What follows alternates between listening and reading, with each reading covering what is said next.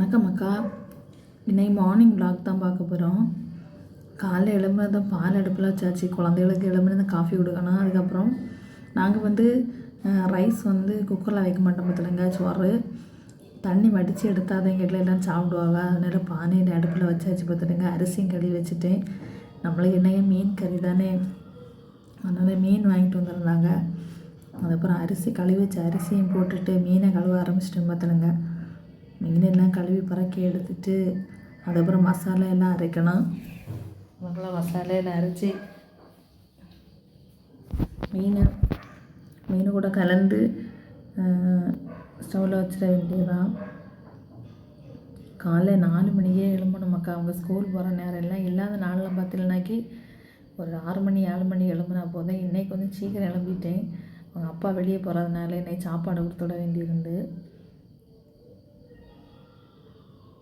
மீன் அடுப்பில் வச்சுட்டு அதுக்கப்புறம் பொரிக்கிறதுக்கு சாலை மீன் வாங்கியிருந்து பார்த்துருங்க. சாலை மீன் மிளகெல்லாம் போட்டு விரைவி எடுத்துட்டு அதையும் அடுத்த ஸ்டவ்வில் இதில் போட்டுட்டேன் பார்த்துருங்க. ஒரேடியாக வேறு முடிஞ்சிடும் பற்றிலாம்.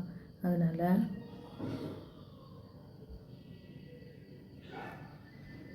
ஒரு நாள் சாலை மீன் முள்ள கையில் குத்தாது. இன்றைக்கி என்னென்னு தெரில, கையில் 2-3 தடவை குத்தி போட்டு பார்த்துருங்க.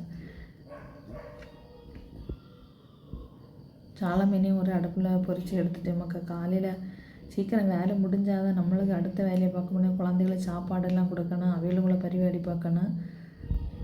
எடுத்து முடியவும் ஒவ்வொரு ஆளாக எழும்பி வர தொடங்கணும் பார்த்துருங்க. பிள்ளைய அவைகளுக்கெல்லாம் காப்பியை கொடுத்துட்டு உள்ளதுலேயே பெரிய வேலையெல்லாம் முடிஞ்ச பிறகு பாத்திரங்களை கழுவியதான் கிச்சனை விருத்தியாக்கியதான் மக்கள் ஒரு பெரிய வேலையாக இருக்குது.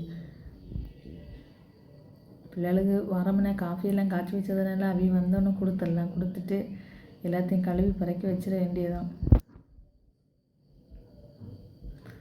கமெண்ட்ஸில் எப்போ பார்த்தோன்னா, அக்கா நீங்கள் எப்போது மீன் தான் சாப்பிடுங்களா, ஏன் மீனே அடிக்கடி கழுவுறீங்கன்னு கேட்க மக்களை. நாங்கள் கன்னியாகுமரிக்காரவை பார்த்துருங்க. என்னத்தை எல்லாத்துலேயும் தான் மீன் மட்டும் இல்லாமல் இருக்க மாட்டாவ.